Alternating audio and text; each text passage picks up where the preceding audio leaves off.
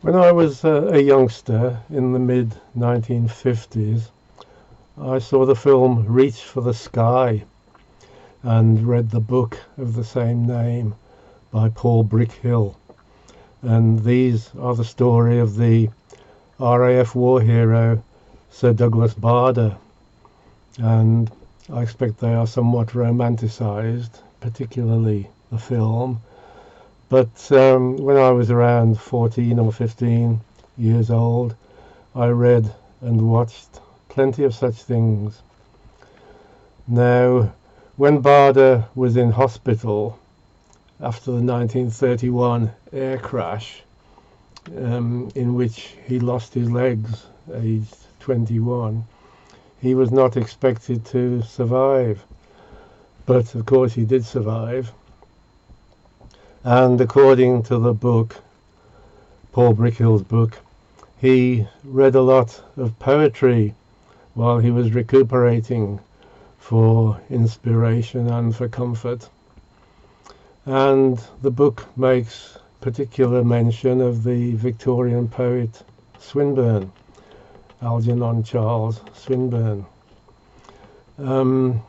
So I looked up some of this stuff in Starbridge Library, which was my home from home, always in there. I had a look to see what some of this stuff was. And it's Victorian poetry, lots of religion and myth, and not to everyone's taste. Actually, a little bit of a tautology there, religion and myth. Suffices just to say myth, of course. But still, I was really attracted to the stuff for its rhythms and its rhymes and its general cleverness. And I learned swathes of it, Swinburne and others, that I'm still sort of familiar with even today. I don't go much for today's so-called poetry with no need to rhyme, no need to scan, just say some words. I feel that's without the skill and the hard work that these proper poets used to put in.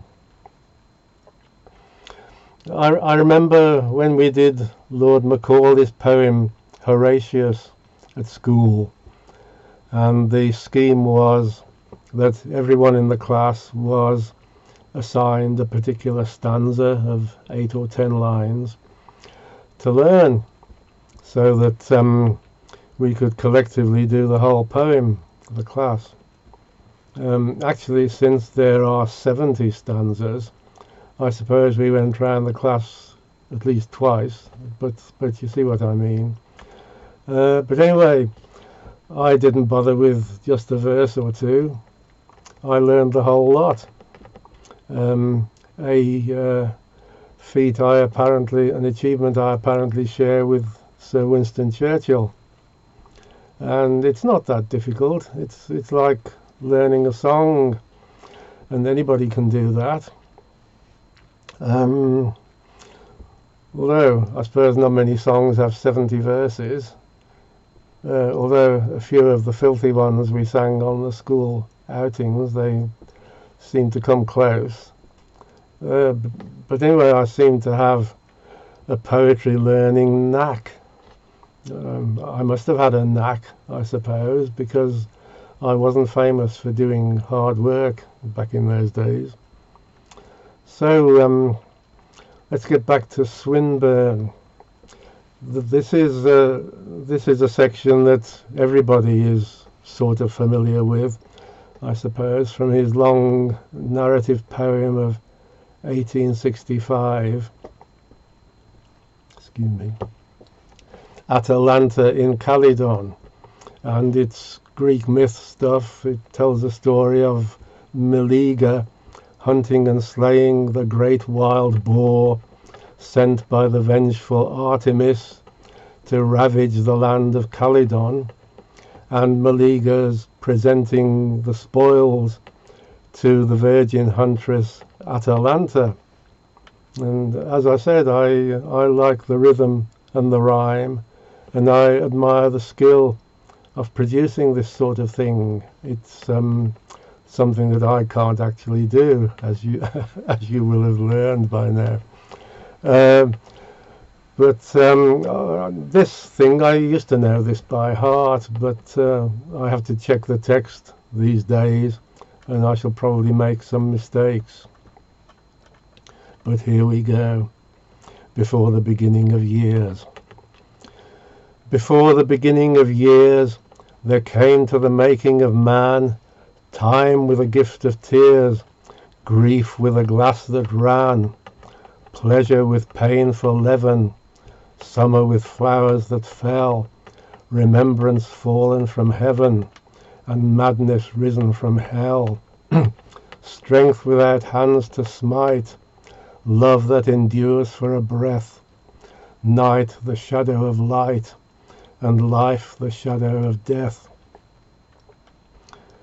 And the high gods took in hand fire and the falling of tears, and a measure of sliding sand from under the feet of the years, and froth and the drift of the sea, and dust of the labouring earth, and bodies of things to be, in the houses of death and of birth, and wrought with weeping and laughter, and fashioned with loathing and love, with life before and after, and death beneath and above, for a day and a night and a morrow, that his strength might endure for a span, with travail and heavy sorrow, the Holy Spirit of man.